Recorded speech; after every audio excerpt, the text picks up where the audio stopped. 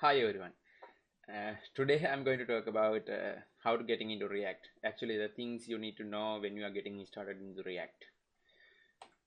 First, my name is Dhanushka, and this is little about me. I'm working at Campus of Engineering, and I'm community lead at Developer Circle Colombo, and also a community member at for Sri Lanka. So that's about me. Let's get into React. And first thing when we are starting to talking about React, when it comes to our mind is what is React. Actually, React is a JavaScript library for building user interfaces with a simplified way of development.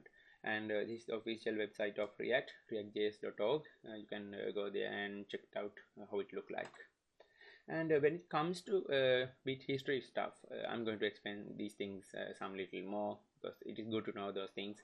And it was open sourced at JSConf in 2013 May, but it was available in the Facebook's news feed in 2011, and it was available in the Instagram since 2012. And by today, there are many applications uses React. I will explain those things at the end. And at the moment, React has version 17.01 and around 160k stars in GitHub, and it's kind of a popular library around the other web frameworks. And into the React. Actually, React makes it easy to reason about an interface because it contains itself components, and components contains their states, so you can reason about your application at any time without having some confusions. Actually, it does this by dividing UI into collection of components, as I have mentioned earlier. Those components are the building blocks of React.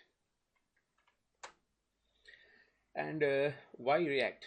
Actually, when it comes to React makes many things easier. An ecosystem that it contains is filled with great libraries and tools. You can find almost anything if you need to find some special activities such as animations, drag and drop, and like those things. And I will share those things at the end. For now, React has some power with community with those tools and its ecosystem as well. And React. Actually, React is declarative.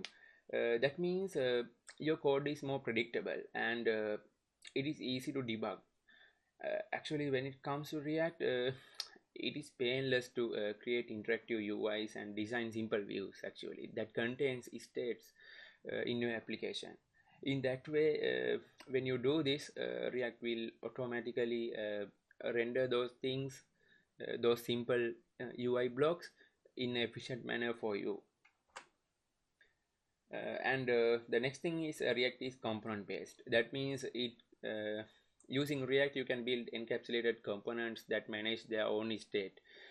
Then you can compose some complex UIs as well using those small chunk of components. I will show how we can combine the components and what are the ways of separating out our UIs by considering the perspective of components. The next thing is learn once and write anywhere. Actually, when it comes to React, it doesn't make assumptions about rest of your technology stack. It doesn't matter whether you are using some other stack and but still you want to use React for your some features. It's totally okay. You can develop your new features in React without rewriting existing code. It supports for that. That's a good thing.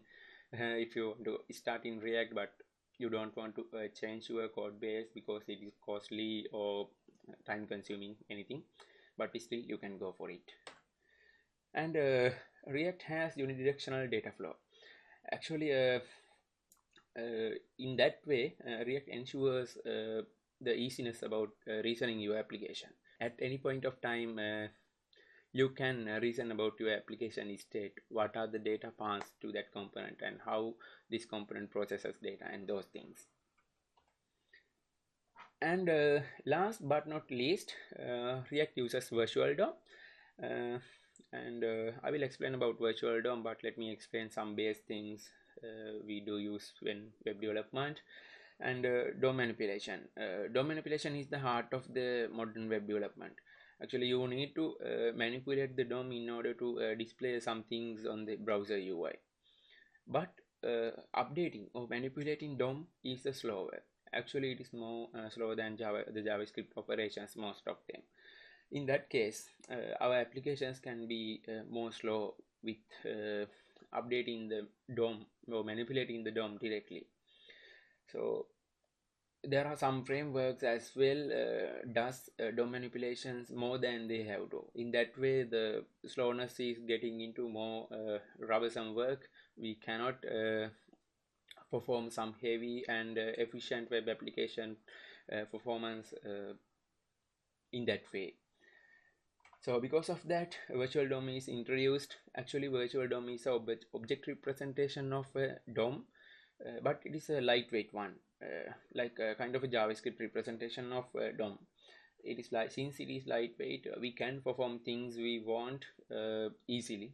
Actually, when it comes to JSX, every single virtual DOM object gets updated when we do some update. But you may think updating everything all the time can be inefficient. Actually, it feels that way, but when it comes to React, the cost of insignificant, because virtual DOM can update so quickly, very efficient.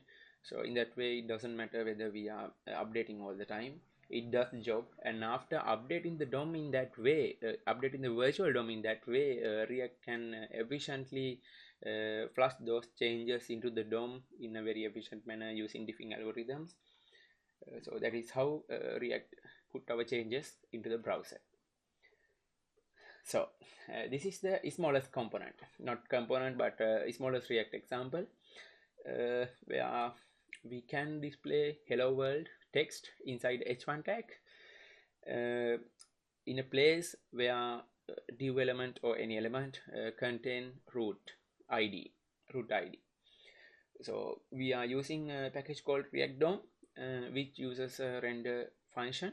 This function accepts element and container where we should put that given component.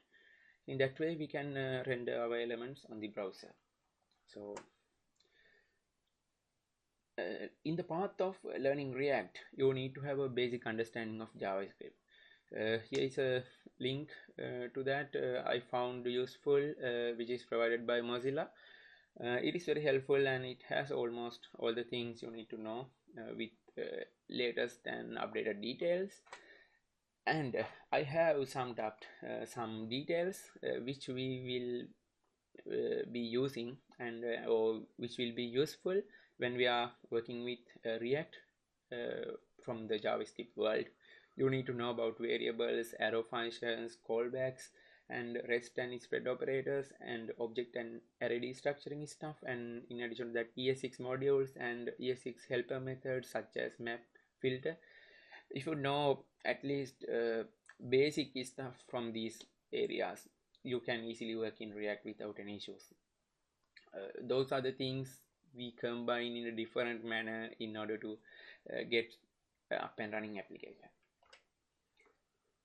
When it comes to React, actually React provides very simple API and very easy to understand.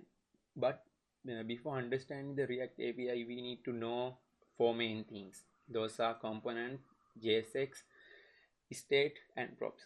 So those are kind of a building blocks of React. You need to know those things, and then you can work in React without any issues.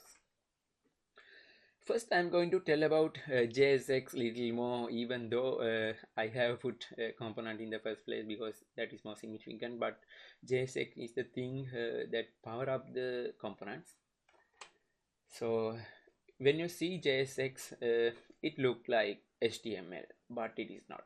Actually, it is a syntax extension to JavaScript. We are combining JavaScript and HTML, but in that way it allows you to leverage almost all the features, actually all the features in JavaScript as the way you normally use. Let me show you example like that.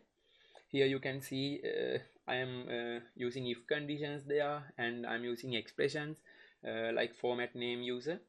and also I'm do conditional rendering. I explained that, and in that way we can use all the JavaScript stuff and inside our markup.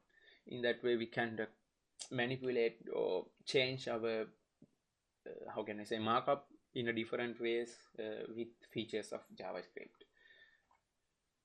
Actually, JSX is not a must to work in a React. You can write and you can work in React without using JSX, but most people find it helpful because when you are writing a code, it is very easy if you can see the template tags in a proper way. Like it will be helpful to identify things than writing everything in total JavaScript. I will show you how we can write, but you will see that it is more useful to write React stuff using JSX than writing pure JavaScript. And it also allows React to show more useful errors if you do some mistakes, like if you miss to wrap the elements in a proper way, or you are using wrong props, something like that. It will be helpful when we are doing some kind of critical things, and not critical but almost everything requires that useful errors, so React can provide that using that. So this is the way we can write component with and without JSX. As you can see in the first one, we have h1 tag and we also have class name. Class name is a reserved keyword for the React, and normally we use styling with class, but in here we are using class name. There's a story behind that because React need to manipulate this thing, and React need to have full control over it. That is why React introduced these things, and there's a story actually behind that, but I'm not going to explain that. Somehow there's a thing called class name, and class you can find a greeting class there, and also the text content inside that is hello world. In the second one, you can see we are using something called create element, which comes from React package, and we can explain using that create element function how our component or element should look like. You can see I have provided h1 first to indicate that I am using h1 tag, and I am providing a second set of object which contains class name to provide that I am using this class name in this element, and at the end as the third param you can find the inside content which is hello world there. So now you can see it is easy to write with JSX than writing pure JavaScript. Somehow React converts your JSX into JavaScript level under the hood, but you don't need to do that. You can write and you can leverage the features easily. And in addition to that, using JSX it prevents injection attacks. Actually, by default, React DOM escapes any values embedded in JSX before rendering them, and it ensures that you can never inject something which is not available in your application. Actually, it can ensure that you cannot inject something that is not explicitly written in your application. Everything is converted to a string before it being rendered. This helps to prevent cross-site scripting attacks. That is another benefit of using JSX. And I'm moving to components. Actually, a component let you to split UI into independent reusable pieces, and you can think about each piece in isolation. Actually, I will explain how we can define the component in some complex UI, but in the first you need to remember everything is based on components in React, and components are the building blocks of React. It's reusable and independent. So we can write components in two ways in React. One is class based and another one is functional components. Actually, when it comes to components, a component is much like JavaScript functions. When we think of a function, you can think a function has a name and it accepts some parameters, and also at the end it may or may not return, but most of the time we do return stuff at the end. So when it comes to component, component has name, and also component receives or accept inputs called props. I will explain about props later. We have it in our topic. And at the end, React returns elements describing your UI or your application look like. So that is how component is much similar with JavaScript functions.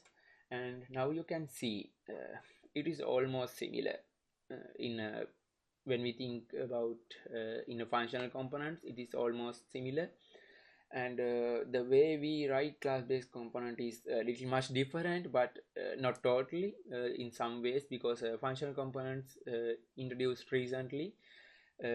After introducing that, people tend to identify that writing in functional components is more easy than writing class-based components, but class-based components are still there, the older way of writing. And you can see there's a render function which comes from react.component as a react.component extending feature, and you can find the return element as the way we have in the functional components, but the way we use props is different, because this keyword is not needed in the functional component. It receives props object, and we can if we want, we can destructure that props, or we can use props.name directly like that. So let me explain how we can render the component and how we can use the component. Now you can see we have welcome component we had previous. Welcome components accept props, and it also looking for something called name. If you look at the const element, that element defines welcome tag, and there's a name, actually property called name with value of John Doe.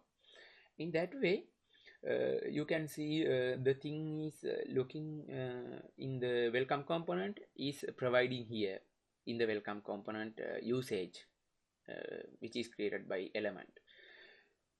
So in that way, the value we are providing here will be go through to the welcome component, and it is used there, and it can process that expression, and it can be displayed in the web browser at the end as the way you expect it to be in the name. So when it comes to rendering, React uses a package called React DOM and a function called React render. Actually, in that render function, it accepts the element we want to render in the UI, and as the second parameter, it is looking for something called document.getElementById. So if you know JavaScript stuff, you know that is how we select a particular element using ID. It is looking for a div element or any other element. Normally we put div element, but in here I'm not explaining about what is the element we are using, but here it is looking for some container which has ID root. In that way, after doing this in the execution, React DOM can render what you have on your welcome component in the root ID container. And next thing, we discussed about writing components without JSX earlier. I just added it here as well, just to show you you still can write components without JSX, but many people find it easy, so I usually use JSX. I'm not much using create element, but if you feel it is simple and if you feel it is okay, you still can use it without any issues. And more on component. Actually, when we are writing component names, it is required to write with capital letters. If you can see in the welcome component, I have added it as W in a capital in the welcome component. Actually, React treats component starting with lowercase as DOM tags. You know, our components are being rendered with other div element, other HTML elements. Those are not in React control, but it is there in order to process the DOM like div elements. it represents HTML div, but when it comes to welcome component or some other component, it represents the React component. So it requires it to be in the first letter with a capital. In that case, it will be rendered properly, and your application will work without any issues. And I explained earlier, I will tell about composing and how we can separate out pieces of a UI. So that's the time I'm going to explain that. You can see the welcome component, the most used component in our session, the simple component, welcome. And you have seen we are using it in a single way, like we write single component using welcome. But when we need to add some more components together, you still can use it without any issues by adding another tag. It is all about just adding another tag, but you need to wrap it with some element, div element or react.fragment or anything. You need to wrap it out, then otherwise React will complain definitely. There's a way to write in that way, but this is the most used way in that case. So you can compose any component. As you can see, this component will be rendered in the UI in a horizontal manner because h1 is horizontal, but you can decide the way of showing using styling, but React defines which components should be available in the which portion of your application. Let's get into the real world.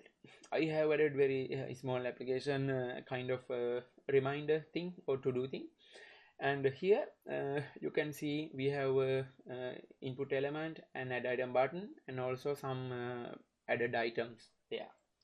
In that way, if we think in a React way of separating out components, not in a React way, but it is almost similar with every other frameworks or libraries for web application development, we need to separate it out to the meaningful components and which contains some business meaning as well. I have separated it out to an input component which contains input element and button, and there's another component called show list component which contains all the list items, and there's another component called item component. Actually, this is kind of a very small application, but sometimes it is not much needed to separate it out. I just added it here to show you how we can think of separating out our application. This is the similar process when you are working with some large applications. When you get a UI, you need to think in a way how you can write components like more reusable way and more meaningful business logics, like those things. And in that way you can write efficient application which leverage the best features of component. Next thing is props. Actually props is a special keyword in React which stands for properties, and it is being used to pass the data between one component to another. Actually it is like a parent to child relationship. You want to pass some details from parent to child, and this is the way React ensures unidirectional data flow. You cannot pass values from the child to parent.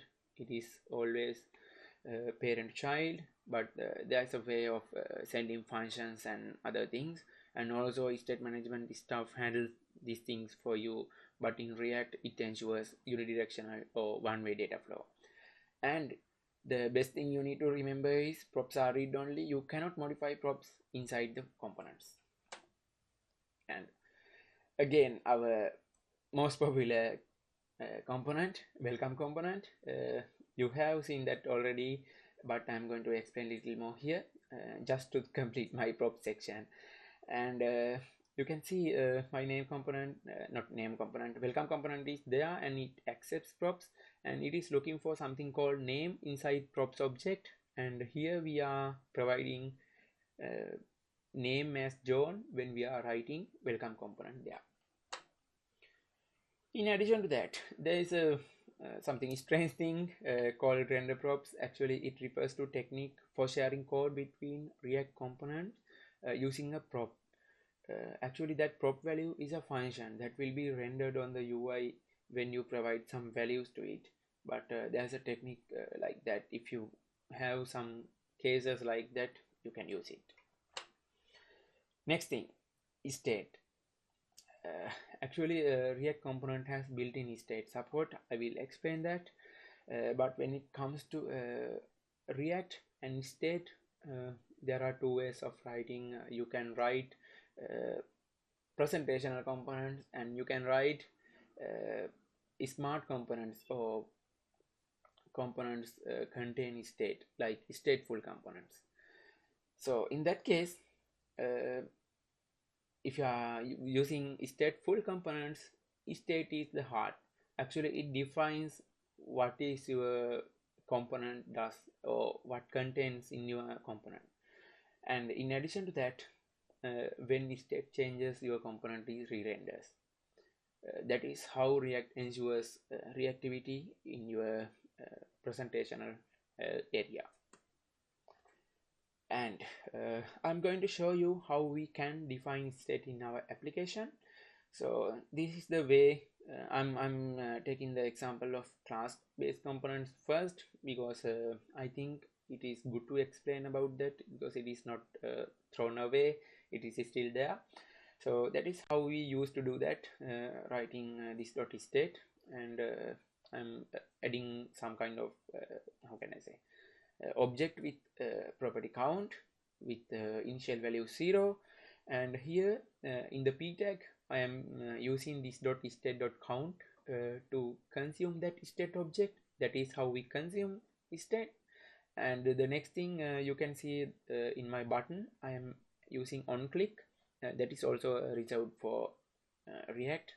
It uses on and some other functions on mouse. So this is on click, and we are using a function called this.state. That is also comes through the extending of react.component, and this is the way to that set component, not set component, actually set function. You need to provide the state object with updated features. You cannot mutate this state, but you need to provide a new state which is supposed to be added there. So that is how we set up the state, and we can set value to the state, and we can consume the state. Let me show you about functional components. Yes, now you can see there's a huge difference when writing functional component and class-based component. We are doing almost everything, not almost everything, everything does in the functional component, class-based component in the functional component. You can see we are using something called use state, which is coming from React hooks, and it provides two things. First one is variable, and second one is setup function.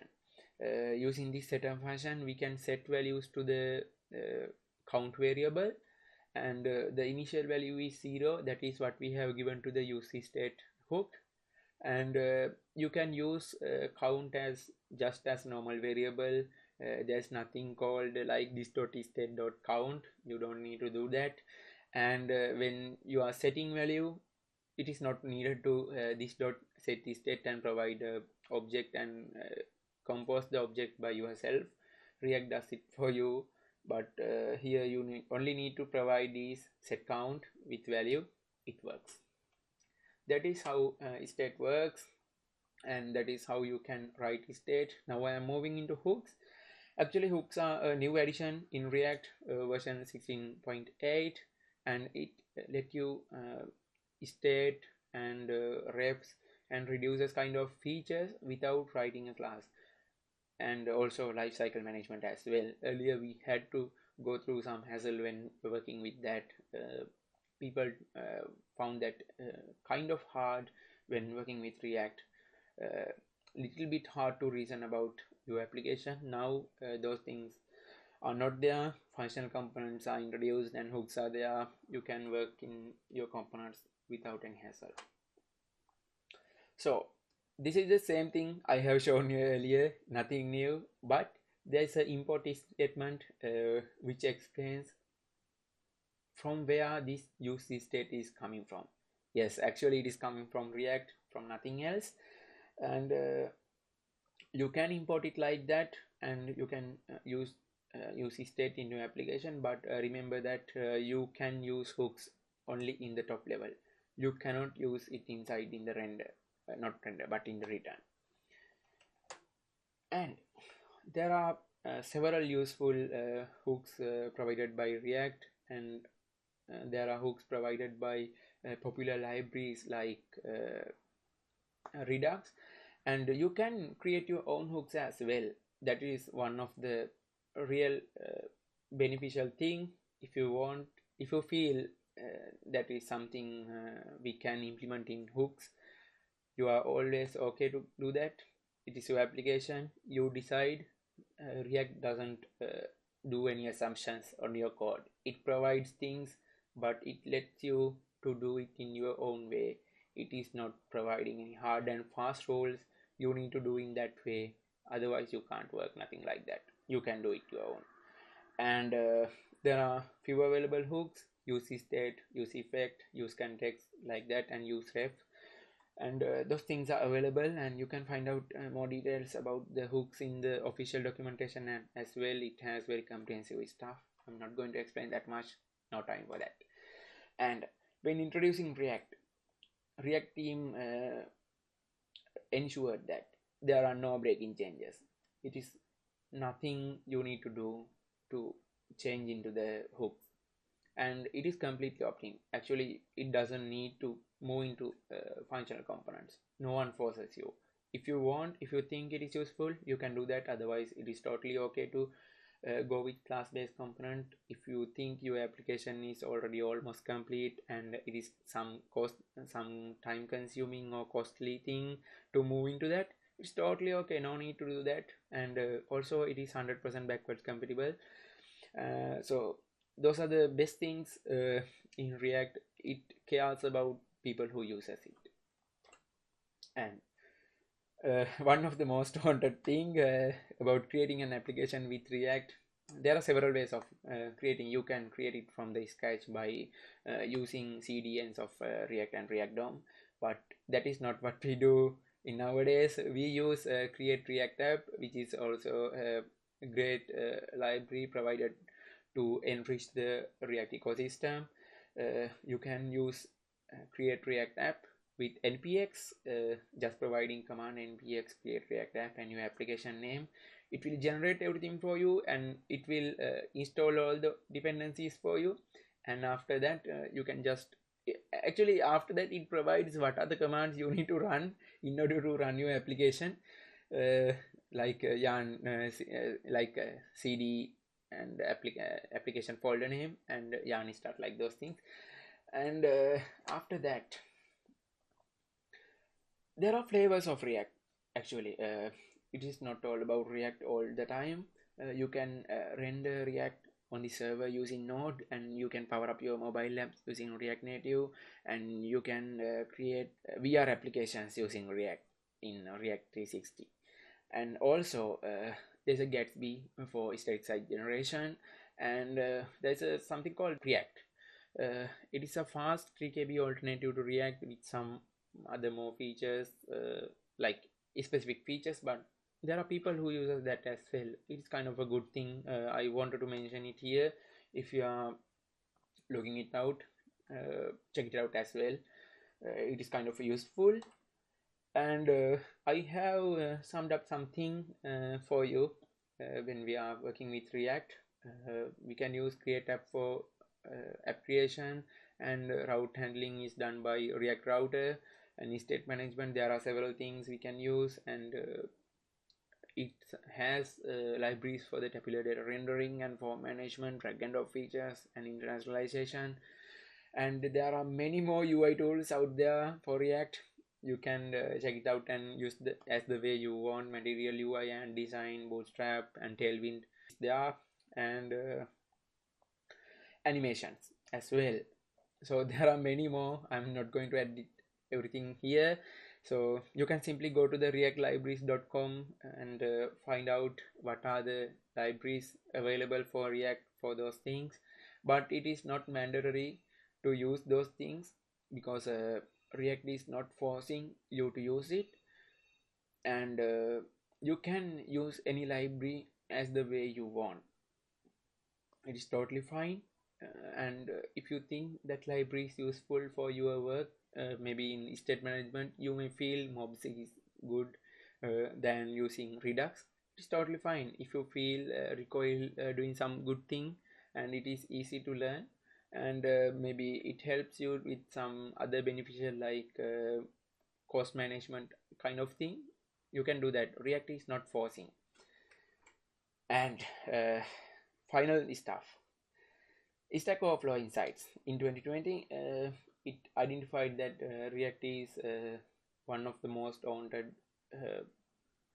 thing in web framework category. Even though React is not a framework, it provides better ecosystem, so that is why it is there. And it is in the top 3 in most loved web framework category, and also top 3 in web framework as well. You can find out all the details by going into this link in the Stack Overflow for the 2020. So it is like that. Now, who uses React? According to Stackshare, there are over 9,000 companies reportedly use React. Reportedly, so that means there are many more, obviously.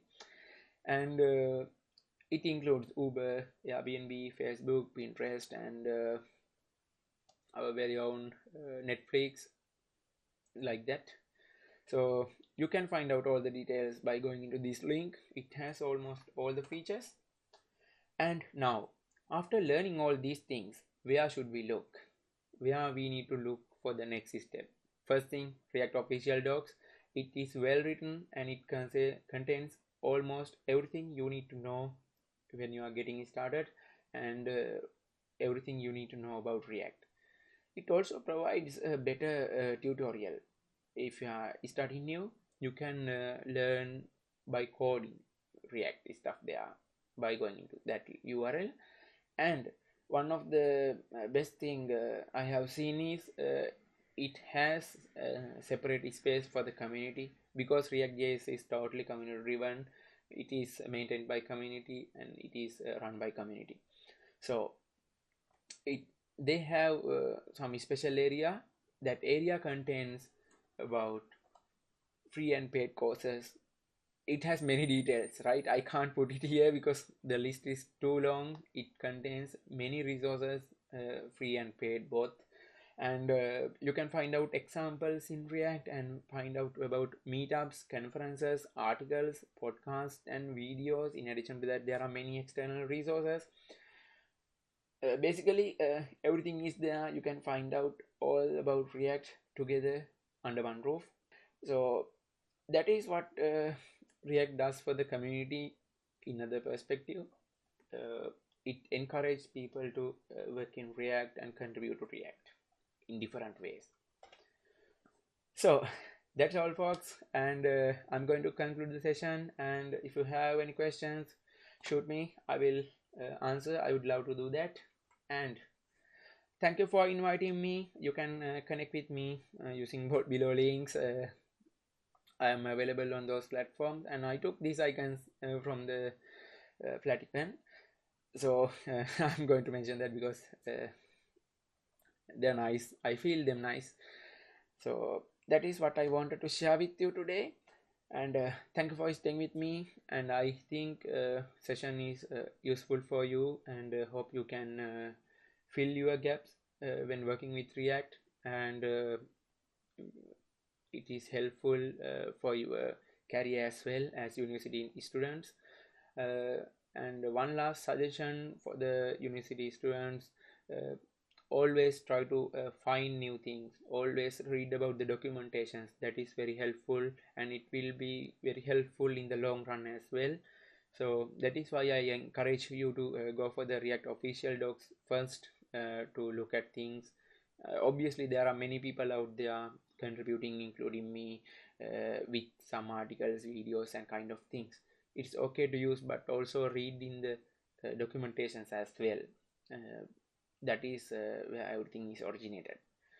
So I'm going to conclude, and now I can answer your questions. Thank you and bye.